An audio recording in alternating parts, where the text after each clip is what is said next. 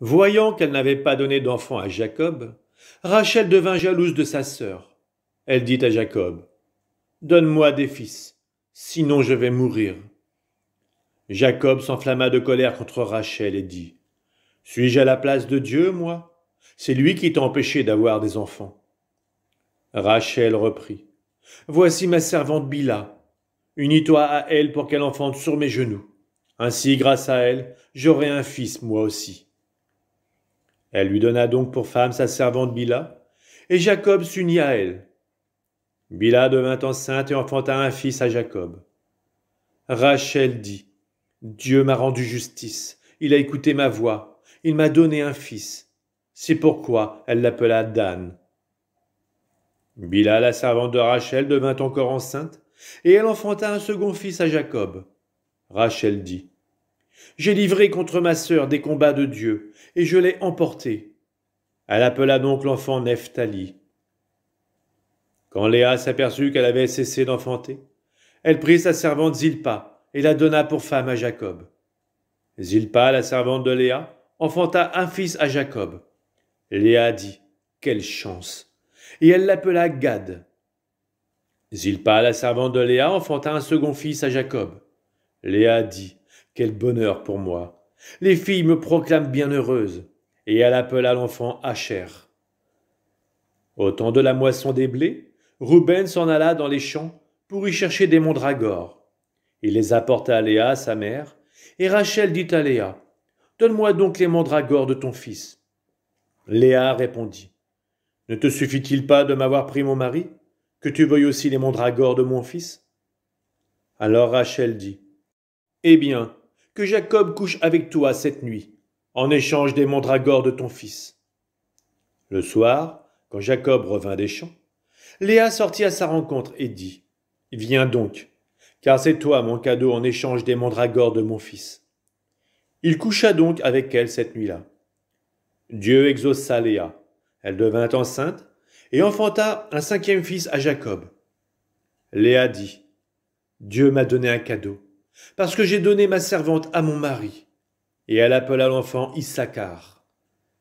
Léa devint encore enceinte et enfanta un sixième fils à Jacob. Léa dit, « Dieu m'a fait un beau présent. Cette fois-ci, mon mari m'estimera, car je lui ai donné 6 fils. » Et elle appela l'enfant Zabulon. Ensuite, elle enfanta une fille qu'elle appela Dina. Dieu se souvint de Rachel. Il l'exauça et la rendit féconde. Elle devint enceinte et enfanta un fils. Elle dit, « Dieu a enlevé ma honte. » Elle appela l'enfant Joseph en disant, « Que le Seigneur m'ajoute un autre fils. » Lorsque Rachel eut enfanté Joseph, Jacob dit à Laban, « Laisse-moi partir. Je vais retourner chez moi, dans mon pays. Donne-moi mes femmes, pour lesquelles je t'ai servi, ainsi que mes enfants. Je vais partir. Tu sais combien j'ai travaillé à ton service. » Laban lui dit, « Que je puisse trouver grâce à tes yeux.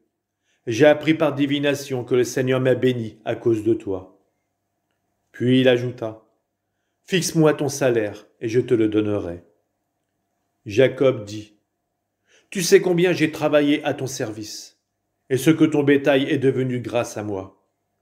Il représentait peu de choses avant moi, mais il a considérablement augmenté. Le Seigneur t'a béni depuis que je suis là.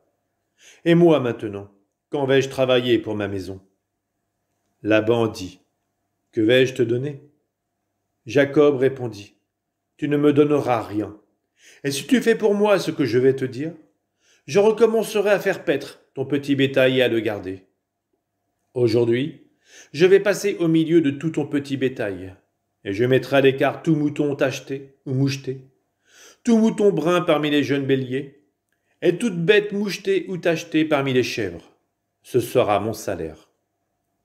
Plus tard, mon honnêteté répondra pour moi quand tu viendras vérifier mon salaire.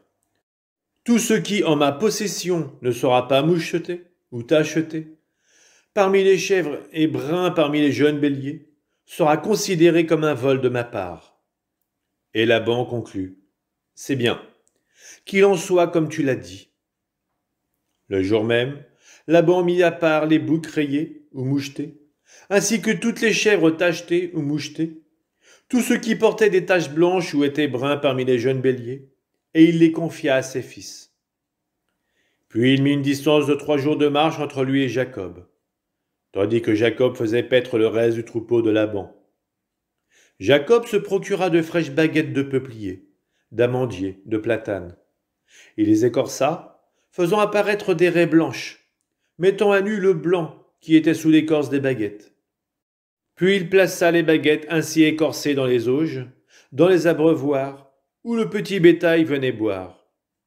Les baguettes étaient devant les yeux des bêtes qui entraient en chaleur quand elles venaient boire. Les bêtes qui entraient en chaleur devant les baguettes mettaient bas des petits rayés, tachetés, mouchetés. Quant aux jeunes béliers, Jacob les mit à part, et il tourna les bêtes vers ceux qui étaient rayés, ou tout ce qui était brun dans le troupeau de Laban. Ainsi il se constitua des troupeaux pour lui seul, et ne les ajouta pas au petit bétail de Laban.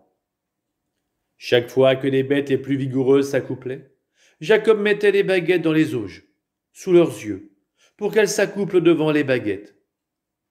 Mais quand les bêtes étaient chétives, il ne mettait pas de baguettes, si bien que les chétives étaient pour Laban et les vigoureuses pour Jacob. Ainsi l'homme déborda de richesses, il posséda du petit bétail en grand nombre, et des servantes, des serviteurs, des chameaux et des ânes.